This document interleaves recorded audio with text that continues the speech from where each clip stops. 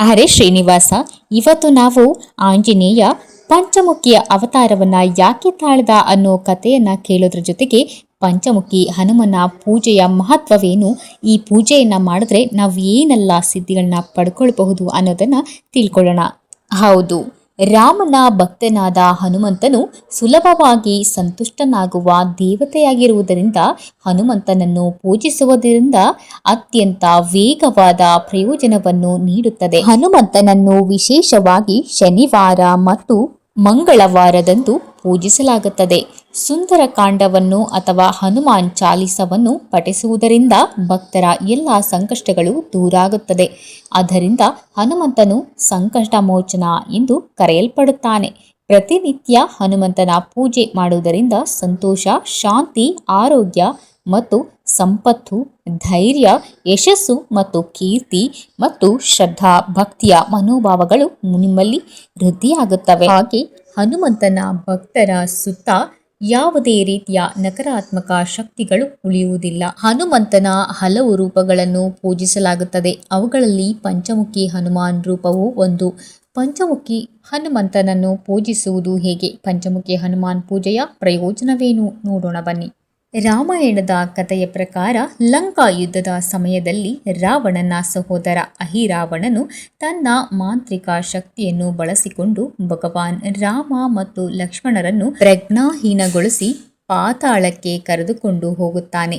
ಪಾತಾಳ ಲೋಕವನ್ನು ತಲುಪಿದ ನಂತರ ಅಹಿರಾವಣನು ಭಗವಾನ್ ರಾಮ ಮತ್ತು ಲಕ್ಷ್ಮಣರನ್ನು ಒಂದು ಕೋಣೆಯಲ್ಲಿ ಇರಿಸಿದನು. ಕಾರಣ ರಾವಣನ ಉದ್ದೇಶವೇ ಇದಾಗಿತ್ತು. ಮೊದಲು ರಾಮ ಮತ್ತು ಲಕ್ಷ್ಮಣರು ರಾವಣನ ಪುತ್ರನಾದ ಮೇಘನಾಥನನ್ನು ಮತ್ತು ಅವನ ಸಹೋದರನಾದ ಕುಂಭಕರ್ಣನನ್ನು ವಧಿಸಿರುತ್ತಾರೆ. ಇದನ್ನು ಕಂಡ ರಾವಣ ಇವರನ್ನು ಅಂತ್ಯಗೊಳಿಸಬೇಕು ಎಂದು ತನ್ನ ಸಹೋದರನಾದ ದುಷ್ಟ ಅಹಿರಾವಣನಿಂದ ಲಕ್ಷ್ಮಣರನ್ನು ಅಪಹರಿಸಿ ಅವರನ್ನು ವಧಿಸುವಂತೆ ಹೇಳುತ್ತಾನೆ. ಇದೇ ಪ್ರಕಾರ ಅಹಿರಾವಣ ರಾಮ ಲಕ್ಷ್ಮಣರನ್ನು ಅಪಹರಿಸಿ ಮಾಯೆಯಿಂದಾಗೆ ಅವರು ಪ್ರಜ್ಞಾಹೀನರಾಗುವಂತೆ ಮಾಡಿ ಒಂದು ಕೋಣೆಯಲ್ಲಿ ಬಂಧಿಸಿಡ್ತಾನೆ. ಇನ್ನು ರಾವಣನ ಸಹೋದರನಾದ ವಿಭೀಷಣನಿಂದ ಈ ವಿಷಯ ತಿಳಿದ ಆಂಜನೇಯ ಏನ್ ಮಾಡ್ತಾನೆ ಅಂತ ಹೇಳಿದ್ರೆ, ಪಾತಾಳ ಲೋಕಕ್ಕೆ ರಾಮ ಲಕ್ಷ್ಮಣರನ್ನು ಹಿಂತಿರುಗಿ ಕರೆದುಕೊಂಡು ಬರಲಿಕ್ಕೆ ಹೋಗ್ತಾನೆ. ಆದರೆ ಅಲ್ಲಿ ಮಕರಧ್ವಜನೆಂಬುವವನು ದ್ವಾರಪಾಲಕನಾಗಿರುತ್ತಾನೆ. ಇನ್ನು ಒಳಗೆ ಪ್ರವೇಶಿಸಬೇಕು ಅಂದ್ರೆ ಹನುಮ ಆ ಮಕರಧ್ವಜನೊಂದಿಗೆ ಯುದ್ಧ ಮಾಡಬೇಕಾದ ಪರಿಸ್ಥಿತಿ ಬರುತ್ತದೆ. ಹಾಗಾಗಿ ಇಬ್ಬರ ನಡುವೆ ಮಹಾನ್ ಕಾಳಗವೇ ನಡೆದು ಹೋಗುತ್ತೆ. ಅದಾದ ನಂತರ ಆಂಜನೇಯನಿಗೆ ಸ್ವಲ್ಪ ಸಂದೇಹವು ಬರುತ್ತೆ. ಇವನು ನೋಡ್ಲಿಕ್ಕೆ ಸ್ವಲ್ಪ ಪ್ರಮಾಣದಲ್ಲಿ ನನ್ನ ಹಾಗೆ ಇದಾನಲ್ಲ ಅನ್ನುವ ಪ್ರಶ್ನೆ ಹುಟ್ಟಿದಾಗ ಅವನು ತನ್ನ ದಿವ್ಯ ದೃಷ್ಟಿಯಿಂದಲೇ ಅವನ ಜನ್ಮ ವೃತ್ತಾಂತವನ್ನ ತಿಳಿದುಕೊಳ್ತಾನೆ. ಅಂದ್ರೆ ಹನುಮ ಸೀತಾ ಮಾತೆಯನ್ನು ಹುಡುಕಿಕೊಂಡು ಲಂಕೆಗೆ ಹೋಗಿದ್ದಾಗ ಅಲ್ಲಿ ತನ್ನ ಬಾಲಕ್ಕೆ ಬೆಂಕಿಯನ್ನಿಡ್ತಾರೆ. ಅದೇ ಬಾಲದ ಬೆಂಕಿಯಿಂದ ಲಂಕೆಗೆ ಬೆಂಕಿಯನ್ನು ಹಚ್ಚಿ ಹಾರಿ ಹಿಂತಿರುಗಿ ಬರುವಾಗ ಬೆವರಿದ ಹನುಮನ ದೇಹದಿಂದ ಒಂದು ಹನಿ ಬೆವರು ಜಾರಿ ಕೆಳಕ್ಕೆ ಸಮುದ್ರದಲ್ಲಿದ್ದ ಒಂದು ಮೊಸಳೆಯ ಬಾಯಿಯ ಒಳಗೆ ಸೇರುತ್ತದೆ. ಆ ಮೊಸಳೆಯಿಂದ ಜನ್ಮ ಪಡೆದವನೇ ಈ ಮಕರಧ್ವಜ. ಕೊನೆಗೆ ಸತ್ಯ ತಿಳಿದ ಮೇಲೆ ಮಕರಧ್ವಜ ತನ್ನ ತಂದೆ ಎಂದು ಸ್ವೀಕರಿಸಿ ಅವರನ್ನು ಒಳಗೆ ಹೋಗಲು ಅನುಮತಿ ನೀಡುತ್ತಾನೆ. ಅದಾದ ನಂತರ ಹನುಮ ಅಹಿರಾವಣ ಮತ್ತು ಮಹಿರಾವಣ ಎನ್ನುವ ಇಬ್ಬರು ಸಹೋದರರ ಜೊತೆಗೆ ಸತತವಾಗಿ ಹೋರಾಟವನ್ನೇ ಮಾಡುತ್ತಾನೆ. ಅಷ್ಟು ಪರಾಕ್ರಮಿಗಳಾಗಿದ್ದ ಅಹಿರಾವಣ ಮತ್ತು ಮಹಿರಾವಣರನ್ನು ಹೇಗೆ ಅಂತ್ಯಗೊಳಿಸುವುದು ಎಂದು ಯೋಚಿಸುವಾಗ ಅವನಿಗೆ ದಿವ್ಯ ಶಕ್ತಿಯ ಜ್ಞಾನದಿಂದಾಗಿ ಆ ರಕ್ಕಸರ ಅಂತ್ಯಗೊಳಿಸುವ ರಹಸ್ಯ ತಿಳಿಯುತ್ತದೆ. ಪ್ರಕಾಶಿಸುತ್ತಿರುವ 5 ದಿಕ್ಕಿನಲ್ಲಿರುವ 5 ಜ್ಯೋತಿಗಳನ್ನು ಆರಿಸಿದರೆ ಇವರ ಅಂತ್ಯ ಸಾಧ್ಯವಾಗುತ್ತದೆ ಎನ್ನುವ ವಿಷಯ ಹನುಮಂತನಿಗೆ ತಿಳಿಯುತ್ತದೆ. ಕಾರಣ ಇವರು ಬ್ರಹ್ಮದೇವರನ್ನು ತಪಸ್ಸು ಮಾಡಿ ಬ್ರಹ್ಮದೇವರಿಂದ ವರ ಪಡೆದಿರ್ತಾರೆ. ಯಾರು ಈ 5 ಜ್ಯೋತಿಯನ್ನು ಒಂದೇ ಆರಿಸಲು ಸಾಧ್ಯವಾಗುವುದಿಲ್ಲವೋ ಅಲ್ಲಿಯವರೆಗೂ ನಮಗೆ ಮೃತ್ಯುವೇ ಬರಬಾರದು ಎನ್ನುವ ವರವನ್ನು ಪಡೆದಿರ್ತಾರೆ. ಈ ಸತ್ಯ ತಿಳಿದ ಹನುಮ ಶ್ರೀರಾಮನನ್ನು ಮನದಲ್ಲೇ ಸ್ಮರಿಸಿ ತನ್ನ ಪಂಚಮುಖಿ ಅವತಾರವನ್ನು ತಾಳಿ 5 ದಿಕ್ಕಿನಲ್ಲಿರುವ ಆ ಜ್ಯೋತಿಯನ್ನು ಒಂದೇ ಬಾರಿಗೆ ಆರಿಸಿ ಅಹಿರಾವಣ ಮತ್ತು ಮಹಿರಾವಣರನ್ನು ಸಂಹಾರವನ್ನು ಮಾಡಿ ಅಲ್ಲಿಂದ ರಾಮ ಲಕ್ಷ್ಮಣರನ್ನು ಸುರಕ್ಷಿತವಾಗಿ ತನ್ನ ಹೆಗಲ ಮೇಲೆ ಕೂರಿಸಿಕೊಂಡು ಮರಳಿ ಕರೆತರ್ತಾನೆ. ಇನ್ನು ಪಂಚಮುಖಿ ಅವತಾರಗಳೆಂದರೆ ಹನುಮಂತ, ಗರುಡ, ವರಾಹ, ನರಸಿಂಹ, ಹಯಗ್ರೀವ.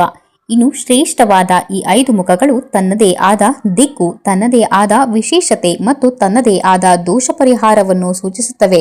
ಮೊದಲನೇದಾಗಿ ವಾನರ ರೂಪಿ ಹನುಮಂತ. ಹನುಮಂತನ ಬಗ್ಗೆ ನಾವು ಹೆಚ್ಚಾಗಿ ಹೇಳುವುದೇ ಬೇಕಿಲ್ಲ. ಕಲಿಯುಗಕ್ಕೆ ಆತನ ಬಗ್ಗೆ ಎಲ್ಲವೂ ತಿಳಿದಿದೆ. ವಿಶೇಷವಾಗಿ ಪೂರ್ವದ ಕಡೆ ಮುಖ ಮಾಡಿರುವ ಹನುಮಂತನು ಪಾವಿತ್ರ್ಯತೆ, ಸಾತ್ವಿಕತೆ ಹಾಗೂ ಸಂತೋಷವನ್ನು, ಶ್ರದ್ಧೆ, ನಿಷ್ಠೆ, ಧೈರ್ಯ ಮತ್ತು ಭಕ್ತಿಯ ಮನೋಭಾವವನ್ನು ಕೊಡುವ ಮಹಾನ್ ಶಕ್ತಿಶಾಲಿ ದೈವವಾಗಿದ್ದಾನೆ. ಇನ್ನು ಎರಡನೆಯ ರೂಪ ನರಸಿಂಹ. ಉಗ್ರರೂಪಿಯಾಗಿರುವ ನರಸಿಂಹ ವಿಶೇಷವಾಗಿ ದಕ್ಷಿಣದ ಕಡೆಗೆ ಮುಖ ಮಾಡಿರುತ್ತಾನೆ. ಈತ ಭಕ್ತರಿಗೆ ಅಭಯ ತೋರಿಸಿ ಪೀಡೆ ಪಿಶಾಚಿಗಳನ್ನು ನಿಗ್ರಹಿಸಿ ಅಭಯ ನೀಡಿ ರಕ್ಷಿಸುತ್ತಾನೆ. ಇನ್ನು ಮೂರನೆಯ ಮುಖ ಗರುಡ. ಈ ವಿಶೇಷವಾದ ಮುಖ ಪಶ್ಚಿಮ ದಿಕ್ಕಿನ ಕಡೆಗೆ ಮುಖ ಮಾಡಿದ್ದಾನೆ. ಈತ ಎಲ್ಲ ಭಕ್ತರ ಕಾಯಿಲೆ, ನಕಾರಾತ್ಮಕ ಶಕ್ತಿಗಳನ್ನು ಹೊಡೆದೋಡಿಸಿ ದುಷ್ಟ ಶಕ್ತಿಗಳಾದ ಮಾಟ, ಮಂತ್ರ ಇವುಗಳನ್ನು ನಾಶ ಮಾಡಿ ಭಕ್ತರಿಗೆ ಅನುಗ್ರಹಿಸ್ತಾನೆ. ಹಾಗೆ ಇನ್ನು ನಾಲ್ಕನೆಯ ರೂಪ ವರಾಹ ರೂಪ. ಈ ವರಾಹ ರೂಪವು ಭೂತಾಯಿಯನ್ನೇ ತನ್ನ ಕೋರೆದಾಡಿಯ ಮೇಲೆ ಇಟ್ಟು ರಕ್ಷಣೆ ಮಾಡಿದ ಮುಖ ಇದಾಗಿದೆ. ಈ ಮುಖ ವಿಶೇಷವಾಗಿ ಉತ್ತರ ದಿಕ್ಕಿನ ಕಡೆಗೆ ಮುಖ ಮಾಡಿರುತ್ತಾನೆ. ಈತ ಭಕ್ತರ ಪಾಲಿನ ಆರಾಧ್ಯ ದೈವವಾಗಿದ್ದು ಭಕ್ತರಿಗೆ ಸುಖ, ಸಂತೋಷ, ನೆಮ್ಮದಿ, ಸಮೃದ್ಧಿ ಜೊತೆಗೆ ಗ್ರಹಗಳ ಬಾಧೆಗಳನ್ನು ನಿವಾರಿಸುವ ಮಹಾನ್ ಶಕ್ತಿವಂತನಾಗಿದ್ದಾನೆ. ಇನ್ನು ಕೊನೆಯ 5ನೆಯ ವಿಶೇಷ ಮುಖ ಹಯಗ್ರೀವ. ಇದು ಊರ್ಧ್ವಮುಖ ಅಂದ್ರೆ ಆಕಾಶದ ಕಡೆ ಮುಖ ಮಾಡಿರುವ ಹಯಗ್ರೀವ ಸ್ವಾಮಿ. ಈತನು ಒಳ್ಳೆಯ ಸ್ನೇಹಿತರು, ಒಳ್ಳೆಯ ಮಕ್ಕಳು, ಒಳ್ಳೆಯ ಪರಿವಾರ, ಬುದ್ಧಿವಂತಿಕೆ, ಜ್ಞಾನ ಶಕ್ತಿ, ಸದ್ಬುದ್ಧಿಯನ್ನು ಭಕ್ತರಿಗೆ ಕೊಡುತ್ತಾನೆ. ಹಾಗೆ ಆ ಭಕ್ತರ ಎಲ್ಲ ಆಸೆಗಳನ್ನು ಈಡೇರಿಸುತ್ತಾನೆ. ಹಾಗೆ ಮಕ್ಕಳಿಗೆ ವಿದ್ಯಾಭ್ಯಾಸ, ಜ್ಞಾನದ ಕೊರತೆ ಇದ್ದಲ್ಲಿ ಇವನನ್ನು ಪೂಜಿಸಿದರೆ ಜ್ಞಾನ ವೃದ್ಧಿಯಾಗುತ್ತದೆ. ಹೀಗೆ ಪಂಚಮುಖಿ ಆಂಜನೇಯನು ಅದ್ಭುತವಾದ ವಿಶೇಷತೆಗಳನ್ನು ಹೊಂದಿದ್ದಾನೆ. ಕಲಿಯುಗದ ಕಲ್ಪವೃಕ್ಷ, ಕಾಮಧೇನು ಎಂದು ಕರೆಸಿಕೊಳ್ಳುವ ರಾಯರಿಗೂ ಕೂಡ ಪಂಚಮುಖಿ ಆಂಜನೇಯ ದರ್ಶನವನ್ನು ನೀಡಿದ. ಹೌದು, ಸುಮಾರು 16ನೇ ಶತಮಾನದಲ್ಲಿ 12 ವರ್ಷಗಳ ಕಾಲ ಗುರುಗಳು ತಪಸ್ಸನ್ನು ಆಚರಿಸಿ ಇದೇ ಪಂಚಮುಖಿ ಪ್ರಾಣದೇವರು ರಾಯರಿಗೆ ತನ್ನ ದಿವ್ಯವಾದ ದರ್ಶನವನ್ನು ನೀಡಿದ್ದರು. ಇದಕ್ಕೆ ಸಾಕ್ಷಿ ಎಂಬಂತೆ ಮಂತ್ರಾಲಯದಿಂದ ಸುಮಾರು 15ರಿಂದ 20 ಕಿಲೋಮೀಟರ್ ದೂರದಲ್ಲಿರುವ ಪಂಚಮುಖಿ ಪ್ರಾಣದೇವರು ಸ್ವಯಂಭೂವಾಗಿ ನೆಲೆ ನಿಂತಿದ್ದಾರೆ. ಎಂದಿಗೂ ಮಂತ್ರಾಲಯಕ್ಕೆ ಭೇಟಿ ನೀಡುವ ಎಲ್ಲ ಭಕ್ತರು ಪಂಚಮುಖಿ ಆಂಜನೇಯನ ದರ್ಶನವನ್ನು ಮಾಡುತ್ತಾರೆ. ಹೀಗೆ ಪಂಚಮುಖಿ ಆಂಜನೇಯನ ಅವತಾರವಾಯಿತು. ಹಾಗೆ ಪಂಚಮುಖಿ ಆಂಜನೇಯನು ಎಲ್ಲ ಸದ್ಭಕ್ತರ ಅಭಯವಾಗಿದ್ದಾನೆ. ಹಾಗೆ ಕೊನೆಯದಾಗಿ ಪಂಚಮುಖಿ ಆಂಜನೇಯನನ್ನ ಪೂಜಿಸುವುದರಿಂದ ಈಗ ಹೇಳಿರುವ ಎಲ್ಲ ಅನುಗ್ರಹಗಳು ನಮಗೆ ದೊರೆಯುತ್ತವೆ. ಹಾಗೆ ಈ ವಿಡಿಯೋವನ್ನು ನೋಡುತ್ತಿರುವ ಎಲ್ಲ ವೀಕ್ಷಕರಿಗೂ ಪಂಚಮುಖಿ ಆಂಜನೇಯನ ಅನುಗ್ರಹವಾಗಲಿ ಅಂತ ಪ್ರಾರ್ಥಿಸ್ತಾ ಹರೇ ಶ್ರೀನಿವಾಸ ಮತ್ತೊಂದು ಕಥೆಯ ಮೂಲಕ ಮತ್ತೆ ಸಿಗೋಣ. ಓಂ ಬುದ್ಧಿರ್ಬಲಂ ಯಶೋಧೈರ್ಯಂ ನಿರ್ಭಯತ್ವಂ ಅರೋಗತ ಅಜಾಢ್ಯಂ ವಾಕ್ಪಟುತ್ವಂಚ ಹನುಮ ಸ್ಮರಣ ಭವೇತ್. ಜೈ ಶ್ರೀರಾಮ್.